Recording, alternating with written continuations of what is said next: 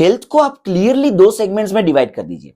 एक है वो है एक्यूट मेडिकल इमरजेंसी, बहुत ही हाई ग्रेड फीवर है, एपिलेप्सी के अटैक्स आ रहे हैं, हार्ट अटैक आया है, बहुत ही अनबेरेबल पेन हो रहा है स्टमक में या बॉडी के किसी भी और पार्ट में, एक्सीडेंट हो चुका है, ट्रॉमा है, कहीं पे बहुत ज्यादा लगा है, ब्लीडिंग हो रहा है, सोडियम कम हो गया है, पोटेशियम कम हो गया है, अचानक से लीवर ने काम करना बंद कर दिया है।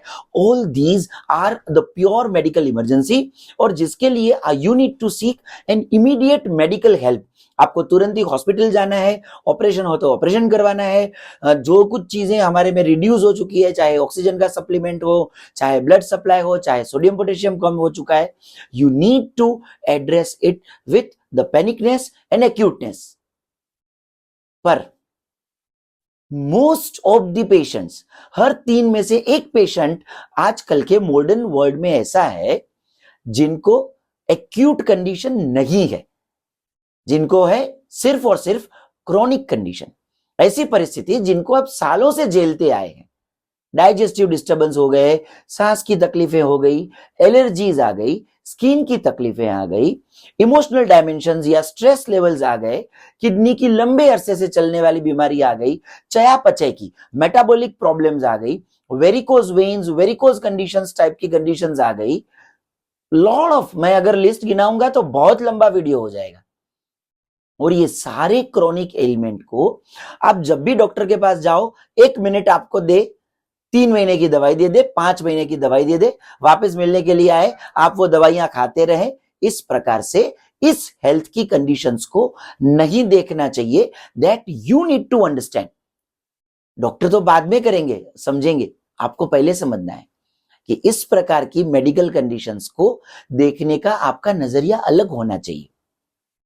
आप जब से पैदा हुए हैं तब से लेके अब तक जो जो चीजें आपके साथ हुई है in the dimension of health, या तो वो जेनेटिक एरिया और या तो आपकी स्ट्रेस सिचुएशंस, ये सारी जो कंडीशंस है उसका कहीं ना कहीं ये क्रोनिक कंडीशन को डेवलप करने में एक इंपॉर्टेंट हिस्सा रहा है।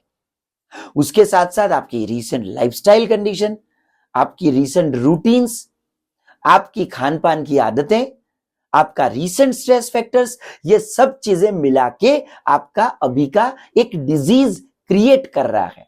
और आपको जब उसका आंसर करना है तभी भी ये सारी चीजों को कॉम्प्रिहेंसिवली ही आंसर करना पड़ेगा। जब भी हमारे पास होम्योपैथिक दवाइयां लेने के लिए पेशेंट्स आते हैं, दैट्स द रीजन कि हम right from there first time they have developed disease, तब से लेके अब तक की सारी जो हिस्ट्री है, दैट वी मेक श्योर कि हम उनको पूछें, क्योंकि वो हर एक लेयर में उनके डिजीज का रीजन छुपा हुआ है, उनकी प्रकृति का डायमेंशन छुपा हुआ है, और वो सारी चीजें मिला के ही आपका डिजीज प्रोड्यूस होता है। अलोंग विद दैट, अगर कोई पेशेंट हमारे पास सिर्फ काउंसलिंग के लिए, लाइफ कोचिंग के लिए, हेल्थ मेंटोरिंग के लिए आता है, तब भी वी मेक श्योर कि आपको कोई ऑटो इम्यून कंडीशन है, आपको कोई, आप सिर्फ दवाई खाते मत रहिए। मेक श्योर इस हेल्थ को आपको टोटालिटी से हैंडल करना पड़ेगा। आपको लाइफस्टाइल चेंज करनी पड़ेगी, आपको फूड हैबिट्स चेंज करनी पड़ेगी, आपको स्ट्रेस लेवल्स को हैंडल करने का एक विजडम डेवलप करना पड़ेगा, और साथ में होम्योपैथी जैसी पैरेलल अल्टरनेटिव थेरेपीज को एक लंबे अरसे तक लेना होगा। आपकी लाइफस्टाइल को, लाइफ को हेल्दियर करने की डायमेंशंस और हमारे तरफ की गाइडलाइंस और दवाइयां, ये सारी चीजें जब मिलेंगी तब उस डिजीज में से आप हेल्थ की ओर जाएंगे। Understand your disease well, understand different dimensions of health well. Then and only then you will be able to stay healthy and happy. Take care.